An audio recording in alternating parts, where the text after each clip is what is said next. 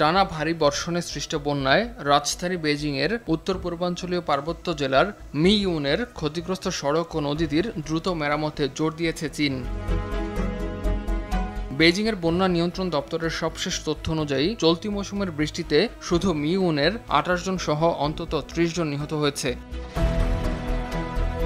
Beijing শহরের কেন্দ্র থেকে প্রায় ১২০ কিলোমিটার দূরে অবস্থিত মিইউন জেলার বুলাউথুন শহরতলিতে প্রবল বৃষ্টির ফলে একটি স্থানীয় নদীর পানি হঠাৎই বেড়ে যায়। এতে জাতীয় মহাসড়ক ২৩৪ এর মিইউন অংশে দুটি বড় ফাটল সৃষ্টি হয়।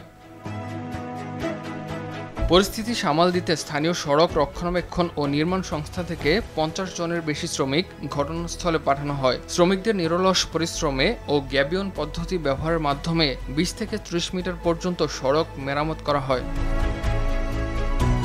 অনসাইট কর্মীদের মতে, গ্যাবিয়ন ব্যবহারে স্রোতের চাপ সহনীয় করা সহজ হয় এবং এটি নদী তীরে পানির ধাক্কা ঠেকাতে কার্যকর ভূমিকা রাখে।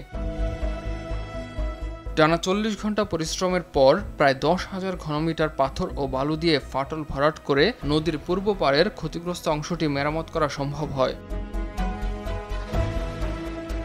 ইমতিয়াজ আহমেদ, RTV।